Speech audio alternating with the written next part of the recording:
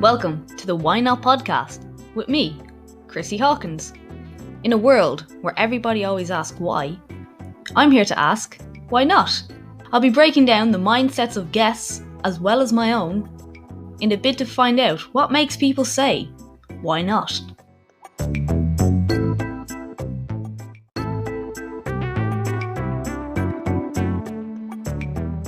And welcome back to Why Not? I'm on the solo episodes again. Today I am going to talk to you all about wanting stuff. Do we want it? Or do we think we want it? And that's the intro I'm going to give this podcast. And as ever, guys, if you want, you can sit back and relax or walk and listen. But here is my episode this week, which is, do I want it? Do I really want it? Or do I think I want it? Well, hello, and welcome back to Why Not? I'm doing myself another little solo episode, just me and the microphone. I'm doing a little bit of this in August because it's summer and it's hard to organise different things, and I'm going to use those excuses other than the fact that I haven't been reaching out to people and asking them. But sure, look, don't you love to talk to me? Listen to me. Who else would you want to be listening to? This is, of course, my podcast, so you want to hear your host, right? I hope. I really hope. But today's episode, I want to talk about, is it what you want? Or is it what you think you want? Or you think you should want? So this is not just in relation to fitness I want to talk about. It actually is with a whole range of different things, and I think I will start, say for instance, just as a general thing. I'm going to relate this back to fitness in a few minutes and show how, but I want to show kind of the kind of maybe more well-known example. You may have seen this before. So as I was growing up, we were told you go to school, get a good leaving cert, go to college. When you go to college and you get a good job that pays you money, and then you buy a house, have a family, have a family, buy a house, live happily ever after, work till you're 65 and then retire, and then you have your life because you've grown your kids up at that point as well. For me, that's not the way I want to go, and I think a lot of people our age, my age in particular, have kind of started that route and then decided it wasn't for them and changed, because I noticed a lot of people in my age who are around in the fitness industry or stuff have always had previous careers, but the younger generation are going straight into careers like this, because I think when I was growing up, personal training wasn't necessarily thought of as a career. And you know, I come from a family where both parents worked 9-to-5 jobs, so they kind of assumed we'd go do college and then get some form of office job, and that is how it works. But that's not necessarily how life works, and I think if it is something that you don't want to do, it's easier now to just go out and not do it. But I think it's almost like expected of you. Like, I'm at the age now where a lot of people are either getting engaged, getting a house, getting a mortgage, getting pregnant. It's all happening around now. I say some of the pandemic's probably why there's so many more pregnancies, but there's a lot of, engagement, mortgages, that kind of stuff going on. And because I'm self-employed, I'm nowhere near getting a mortgage. But then I think to myself, do I even want one? Because I kind of want to live abroad. So again, like, do you just get the mortgage because you should have a mortgage, or do you actually just do what you want to do? So in my case, I don't do a 9-to-5. I don't think I want a mortgage, and I don't want kids. And anyone who has ever been on that kind of route where you're not necessarily feeling that way, people tend to seem very shocked. Like, it's like, wait, but you're supposed to, this is how we do, get mortgage, get married, get kids. It used to be marriage, mortgage, kids, but now it seems to be going either mortgage and kids and then marriage. But whatever way you do it, those seem to be the things that we are expected to do at a certain age and at a certain time. And as people get together and as people start to get older, it kind of, that pressure comes more on you. More people start asking you about it, especially if you've been with someone for a couple of years. So it's just interesting to look at. I feel like there's a lot of things where people are like striving for this as well. I know this is coming from an outside, and it's the whole I'll be happy when. So you'll be happy when you get the good job, and then you might necessarily like the job so much, but when you get the mortgage, everything will be okay. And you get the mortgage, and you're like, oh, maybe not. And when I get the ring on my finger, when I get the baby, and I don't know what it's like having children, but I'm assuming they're a good distraction for any of those niggly thoughts. And you kind of have yourself locked in a sense, to a certain plan there once there's a kid involved. You know, if that makes sense. Probably doesn't, but you are committing to look after, not necessarily locked into being in a relationship or living in a certain house, but you are locked into kind of care of a child for, they say 18 years, but let's be honest, it's probably 25, because, you know, we can't afford houses in Ireland, so you're stuck with us for a long time. But I don't digress, this is the point I was trying to make. So a lot of the time people are in these things, and I think the likes of, as I said, the pandemic has really highlighted how you may not be following the path that you actually want, because a lot of us, we just work and we don't have time to sit with our thoughts, and we may have this niggly feeling that we aren't really enjoying what we're doing. But the thing is, it was a lot of distractions, but then we had to spend a lot more time alone with our thoughts, and that's, I think, when people started questioning. I saw something recently, there's a massive movement in jobs at the moment, people going different places, and people thinking like, oh, would you not stay in a secure job now? But I think it's people evaluating where they're working and do they want to be there long term, which is why they have now moved into new places. And it's actually, in a sense, I know it's been awful, or you know, in a sense, stuff like that is really good, because it's giving you time to think and reflect and figure out, maybe it's time for a career change. Maybe you can do that extra course. Maybe you can learn something new. Like, for instance, when beforehand I would have never wanted to work online. Now, actually, I don't think it's that bad, and I could do it as part of my business. I still prefer working person to person, because that's the kind of job I have. It's a front-facing business, but having an online element doesn't seem like such a bad thing to me, because I've worked through it and I've done stuff like that during the pandemic. So it does teach you things. The lessons are there if you want to have them, and I'm not saying everything was great about it. I'm not saying everything is still great about it. I know there's still a lot of negatives, but also you can always find something. If you look hard enough, you will find something that is actually positive and to do with this. Moving on, how does this relate to fitness? Very, very similar parallels that you may not be realizing. And again, this falls into the I'll be happy when fallacy, and also the we're being told. So let's look at current beauty standards. So right now we are told you need to have a big bum, curves, legs, good, you know, good shape. Ideally if you've got breasts, but anyone who trains in the fitness, you know, and after you get a certain body fat, you tend to lose it from there. Some people don't. You guys are blessed. 10 years ago, closer to 15 years ago, you were told you can't have an ounce of fat on you. Don't pick up weights. Don't thigh gap. Have a thigh gap. Don't, you know, don't weigh more than like 10 stone. I don't know. Loads of crazy things, right? So we're being told this is the way you have to look, or you're not. You're a failure, basically, as a woman. Not in a sense, well, more and more so, yeah, because people who are in bigger body shapes are constantly getting shamed about it. But here's the thing, it's the same thing as mortgage, marriage, all that kind of stuff, right? So if you're not 32 and not engaged, or have your mortgage, or, you know, in your 9-to-5 job, it's kind of shocking and it's a failure.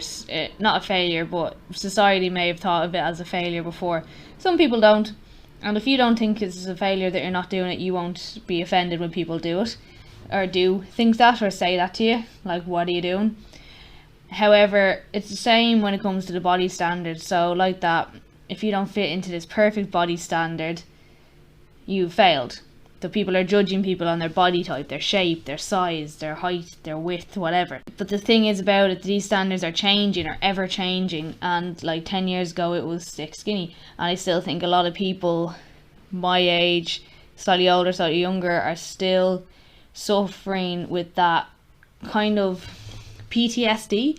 So like, yeah, we want to build the muscles and get the booty, but we don't want to eat the food, or we don't want to lift the weights, because when we were younger, it was kind of in our formative years, we were always told that that would make you bulky, that would make you unattractive, nobody wants a bulky woman, you know. Now the curves are in, it's very hard to reframe that mindset, because I know even myself, I grew up in those years, and in my early 20s trying to move into heavier weights and kind of being afraid of getting too big, quote unquote, too big, was a very big struggle for me.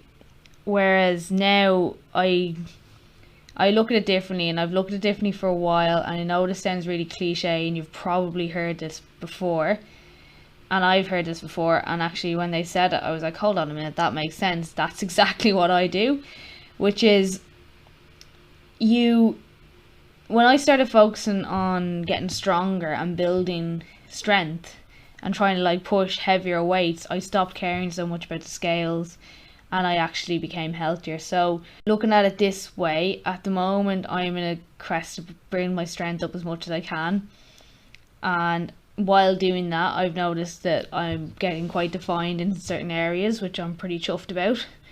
And I'm doing very little cardio, which I was told I should do when I was younger. I'm lifting some weights, in some cases are heavier than my own body weight.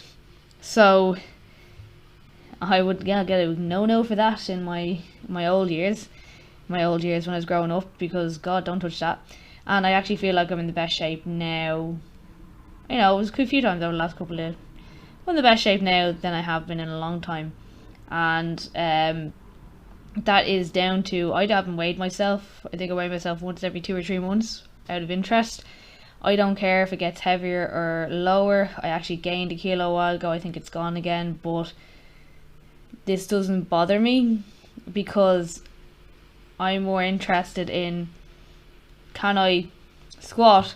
Could I ever break my 70 kilo squat record? Because I think I could now at this stage. I'm up at about 65, repping 65 at the moment.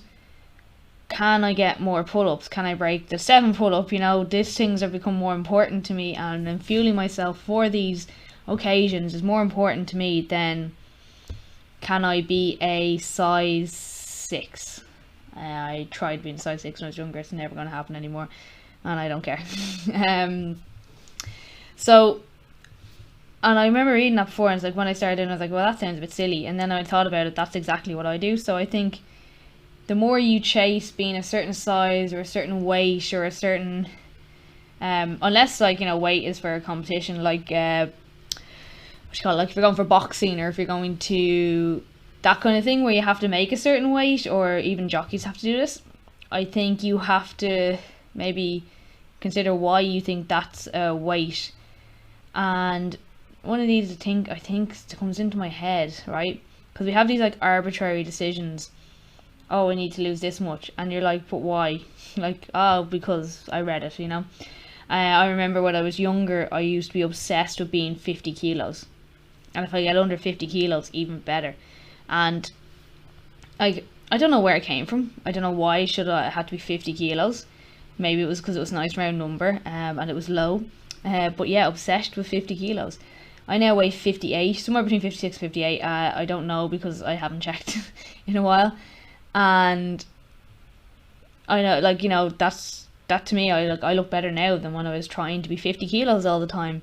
You know, I'm sure I could get to 50 kilos again if I tried, but I don't want to. And as I said, I feel like I look better now than when I was striving, because I kept fluctuating between that and maybe 55, because I would restrict and not eat, and then, you know, or eat no carbs, and then I would like train and do a lot of cardio, and then I'd be like, oh no, I'm sick of this, and then I'd eat a load of biscuits for like 3 days straight, and it would just come, it's like fluctuating constantly up and down. Whereas now I've stayed and maintained around that for the last couple of years, and I'm pretty okay with that, you know. And as I said, I don't check too often. I don't know if you guys have an arbitrary weight, but I know Shane Walsh has said this before. It's like, you don't go into the shops looking for size 70 kilos, so why do you expect to be 70 kilos or 50 kilos in my sense? Like, yeah, you might go for a smaller size, but that isn't reflected in your weight, you know. You can weigh, you can have all different weights and still be a size 8, and that's to do with height, other different scenarios as well. Like, so it's interesting when you think about it that way, like when you had this arbitrary thing in your mind that you should do it, but you're never getting there because, you know, you don't know why. And it's like, again, it's, do I really want to be that weight? Is it worth it? Or do I like the idea of being it because maybe at some time in my life I was that weight, and you just remember, oh, I look good then, versus, well, how was I? How did I actually, was I enjoying life? Because there's a time in my life, a brief period, where I was 46 kilos. And I mean, I was stick skinny. I actually saw a picture, you'll find on my Instagram if you look back far enough, a transformation a couple of months ago, and I actually can't get over how skinny I was, and not in a nice way. Not in a healthy way, basically. Not saying that if you're skinny you're not good looking, it's more like in a healthy way. It was unhealthy, and at the time I was miserable. So at the time I was like, at least my body looks good. And now I'm like, oh Jesus, my body was clinging on there. But once I got through that miserable period, I started eating properly again, and I put on, God knows how much, I put on a good bit of weight. I kind of went the other way, and it's just a reminder there that, like, at the time I was like, yeah, I look so good, and then I look at myself now and I'm like, oh God, like, I didn't, not that I didn't, but like, I don't feel like I looked healthy, and I wasn't healthy, and I feel like it's kind of reflected in my body that I wasn't in a good space. And because of that, I look back now and I go, oh right, yeah, but like, in different scenarios I could look back now, I'm more interested in muscle now, and I've loads of muscle, so I look at myself now and going, yeah, I'm in much better shape for me. But like, I can easily see myself looking back and going, God, I wish I was that skinny again. But you don't remember, do you remember like feeling good while you were that skinny? Because if you don't remember feeling good being that skinny, why would you want to feel miserable again? Is just for photos, or just a snapshot of what you were when you were, maybe it was the time of your life, maybe you were kind of like, oh yeah, I had no responsibilities then. Could be many different things, but I think if you are ever looking back on things like that and you're not sure, but like, lamenting bodies gone by, maybe you look at why. Like, did you actually enjoy that time? Did you feel good about yourself? Were you having, like, mentally good? It's always worth thinking about. And as I said, I am 12 kilos heavier now than in that photo, and I'm definitely in a better space. I'm not perfect, obviously, I'm not perfect, but I don't worry about what I'm eating. I don't do, when I was in that time, I used to go to the gym and spend near on an hour on a Stairmaster and then do a few light weights. I wasn't eating dinner because when I got home I wasn't hungry. I'd have like dinner at lunchtime. I'd eat in the morning a little bit. I was struggling to eat at the time because I was just having a bad time emotionally. And I look at that, and I was doing that like several times a week, and I was going to Sam a few times a week as well. And I was just in this like awful space. Like, and now I'm like, weight train like 5 times a week. I still go to Sam a good bit. But like, I don't worry about what I'm eating. I never do. I kind of eat whatever. And part of the reason I can keep doing that is because I have quite a bit of muscle built up from over the years. But again, it just, as I said, not worrying makes things a lot easier. Not constantly worrying about food or how it's going to fit into a plan, or can I eat that? You can eat that. Should I eat that? Again, that's up to you. Paul Dermody said something recently as well. I've been listening to his podcast, and I think it's really, really good. And it's, if you're not on plan, you can't be off plan. So I think that really helps, because there's an all or nothing kind of mentality with people, and they're like, oh, I'm on my diet, and it's like, oh, it's Thursday, I've eaten a chocolate bar, well, that's it, fuck it, I'm just going to keep eating again till Monday. I'm going to eat everything, I'm going to drink all the drinks. Whereas if you're not, because I've broken my diet now, so you like, you know, why the hell would I bother doing anything? Whereas if you're not on a diet, so you could be mindfully changing your habits around eating, but you're not on a diet, you're not stuck to something, you might have a biscuit and go, ah yes, I enjoyed that, I'll have another. And then you might have 3 or 4 by accident, and then you wake up the next morning and you go, okay, right, so I had 4 biscuits last night, I will go back to eating normally, as I have been eating. So, do you see the difference there? You may not if you're still stuck in a cycle of, I can't eat it, I must eat everything. But I thought that really like resonated with me, and it was like, if you're not on a plan, you can't be off a plan. And I think that's how I eat and live now, because I'm not trying to achieve anything in particular other than build my strength. And because of that, I don't feel guilty if I eat a burger or if I have a takeaway at the weekend. I don't have a takeaway every day, but I don't feel guilty if I do. And it doesn't mean like I could have, say for instance, if we had a late night or whatever, just even like some oven food that isn't great for you on a Wednesday, and still eat grand Thursday, Friday, Saturday. And I think it's really important to be like that. And I never really thought that I was on that until, you know, he said that a few times. I kind of went, oh yeah, that actually relates to me. So I think it's really, really important to think of that and be like, okay, well, if you're not on a plan, maybe think of it as I'm changing my habits. I'm going to eat more fruit and veg. I'm not cutting out everything, but I'm going to eat more fruit and veg. And maybe, say for instance, you eat more fruit and veg with your dinner, you're less likely to have the biscuits because you're full. It's all about like making it easier, making it less daunting for you, and reminding yourselves that like having a biscuit isn't a bad thing, or having a takeaway isn't a bad thing. You know, do you want to be celebrating birthdays or anniversaries or whatever and just worrying the whole time before you go to the restaurant that you can get something that's on your plan? Or do you want to go out and enjoy the night and know that you can change in the morning? Like, you don't have to worry. You know, it's not one glass of wine that kills you, it's not one bad meal that kills you, it's the snowball effect that it can happen after that actually does the most damage. Because that's not what happens, but it can happen to a lot of people, is you just go, ah, feck it, and, or as Paul would call it, the fuck it button, and you just snowball effect. You could be on very low calories for the first start of the week and end up miles over the calories because you just went nah and just eating everything. Kind of relates back to something else that I was thinking about as well, not being on a diet or off diet.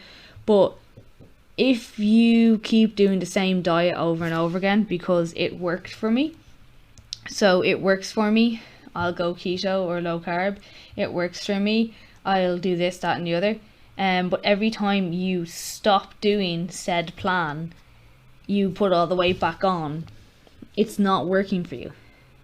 If it was working for you, you'll be able to fit it into your lifestyle constantly, 100% of the time, and it would make, you would still see changes. So if it's a kind of thing that once you're on said plan and you go off said plan and you gain weight, well, that's kind of an indication that you can't, it's not working.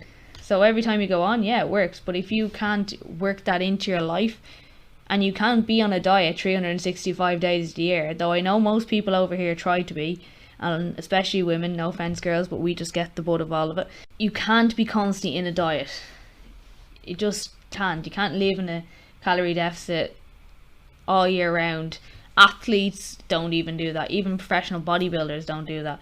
They have periodic cuts, and then they do go back into either maintenance or a surplus. And maintenance is not where you're going to go and gain weight. Maintenance is where you are going to stay at the same weight. And again, there's nothing wrong with that either. Like, you don't have to go into a surplus unless you're, say, training for something to build muscle. You know, you can live on maintenance because that's what it's for. It's your maintenance calories. It's what your body needs to maintain its current weight. But You can't stay in a calorie deficit all year round. And anyone who says they can is probably lying. And they are probably, or they've convinced themselves they're constantly on a diet, but they're not seeing any changes. So just do remember that as well when you are thinking about doing that diet for the 10th time, because it works every time. Yeah, you'll get in shape for your holiday or whatever, but you will rebound, and it might every time you do affect your relationship with food a lot more, which is really important as well. Like, you don't want to be damaging your relationship with food just for a holiday, you know, because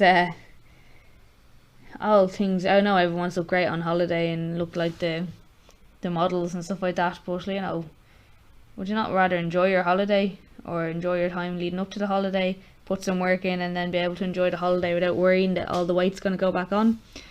Now, again, personal preference. This is just how I feel about stuff. Like, I am training right now, coming up to my holiday. I will be training right up till probably the day before, maybe I go away.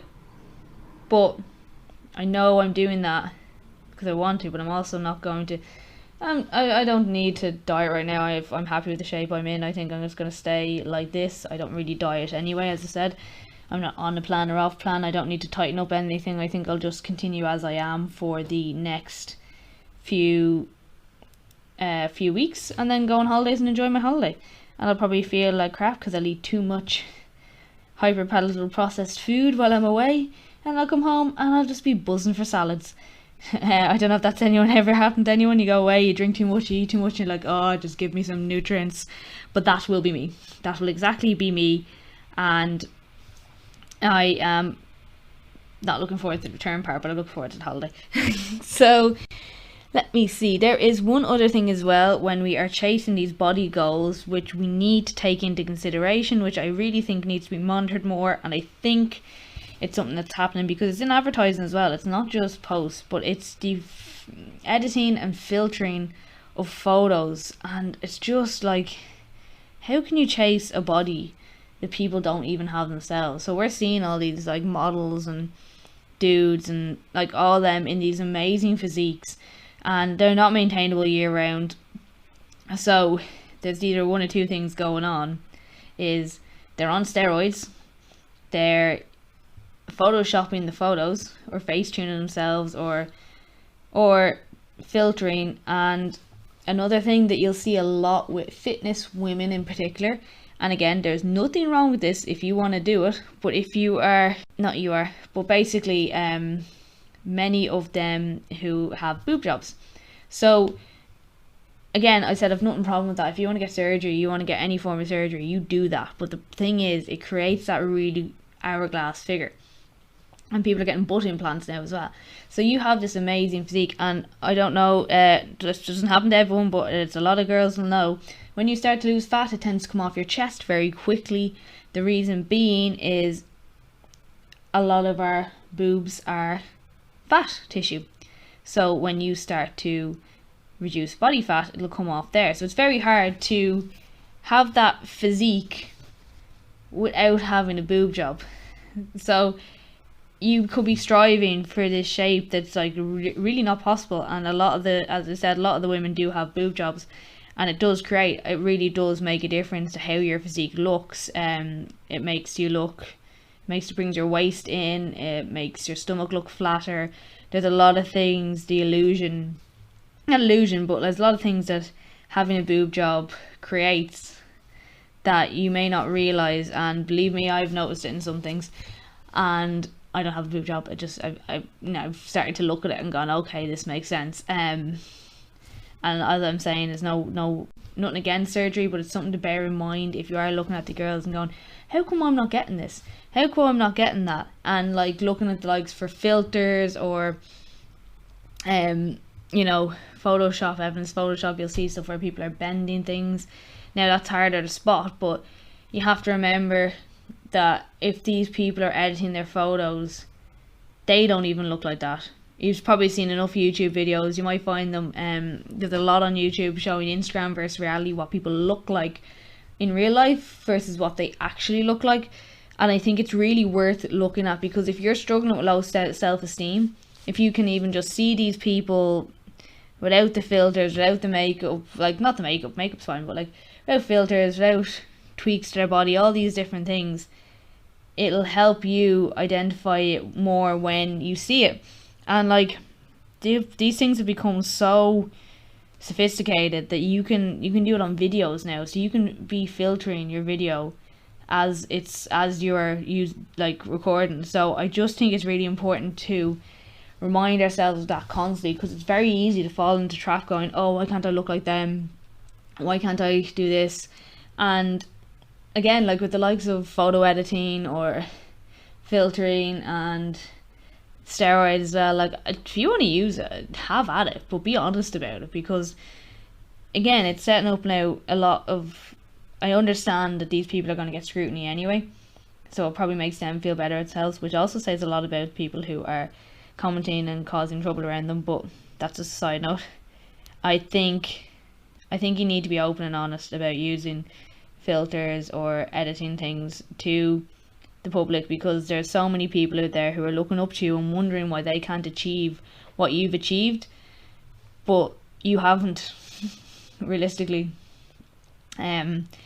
So they're always very convenient to leave these things out and just say, hey, if you follow my plan or do this, you can look like me. But when they don't look like you, it's kind of what's false advertising, really.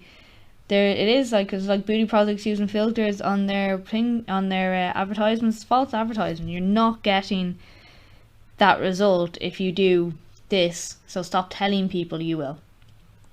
Now, that was just a little rant, and I just want, I'm very against, not against, but I'm very against the use of filters and stuff like that, because it just annoys me. Because it was like when we were Photoshop in the 2000s, and they started saying that, like, oh, you have to put on the things that are photoshopped because it was very impressionable on young girls. And someone made the point somewhere recently, whereas before with us when we were growing up, that we just had to open a magazine to see all this, but now it's on your phone. Like, so if people who are 15, 16 now are looking at these images and thinking that's what these actual people look like, it's really easy for you to fall into that negative feedback loop of like, why am I not good enough? Why don't I look well enough?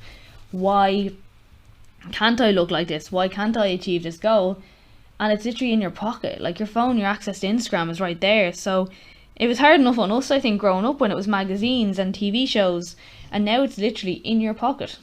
And it just, I just don't want the next generation to grow up dealing with stuff we did. So I do kind of get into a little bit touchy about that, a little bit ranty. I do apologise for that, but I just think it needs to be highlighted, needs to be remembered. There's a lot, I know we hate to think of, there's a lot of untoward things going on, lighting, cameras, all that stuff, which is all normal that we're used to, but then there is a lot of steroids and stuff around as well. And again, if you want to take them, fine, just maybe be a bit more transparent about it. I know it's illegal, but I just think it's, again, it's giving people these body standards that they can't achieve, and they wonder why they can't, and they think there's something wrong with them, when really there's a bit of help going on, like, do you know what I mean? But no, that was a little side rant about everything there. I hope this made sense. As I said, the whole idea about it was, is that what you want when you are looking for a goal, or is it what you think you should want? And I think really look deep inside yourself when it comes to any part of your life.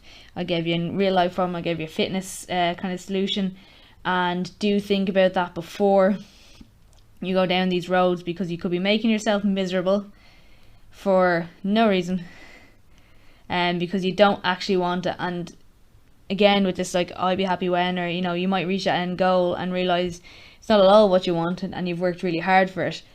So if it isn't what you wanted, there's nothing wrong with turning around and saying you don't want to do it. But do remember that if it is what you want, it's worth putting the effort into.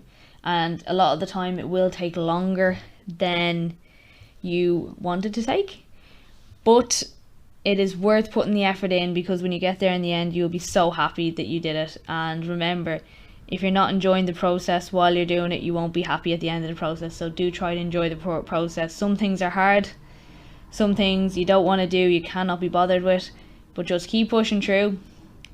If you don't enjoy the process, you won't enjoy the end goal. I'm going to leave you with that wonderful piece of advice, and I hope, as ever guys, you did enjoy this today. I'm sorry if that didn't make sense and I kind of went off on a little tangent, but sometimes that happens and I ended up in a little rant about something that really bugs me. But as ever guys, if you do want to find me, you can find me on Instagram. It is Chrissy H Fitness, and I'm also on TikTok at Chrissy H Fitness. I also have an equestrian page, which I have been plugging a little bit on the podcast. So if you are an equestrian and you are looking to improve your riding, improve your balance or control in the saddle with out of saddle training, do contact me. I am the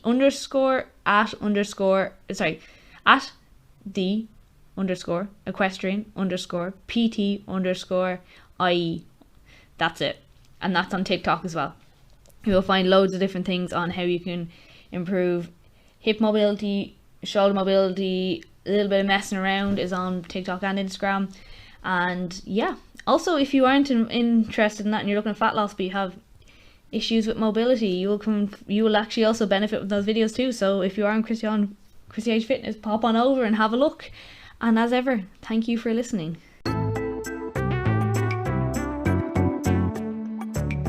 Thank you again for listening to the Why Not podcast. It really means a lot that you are listening in, and I would love if you could please leave a review on Apple Podcasts or subscribe on Spotify.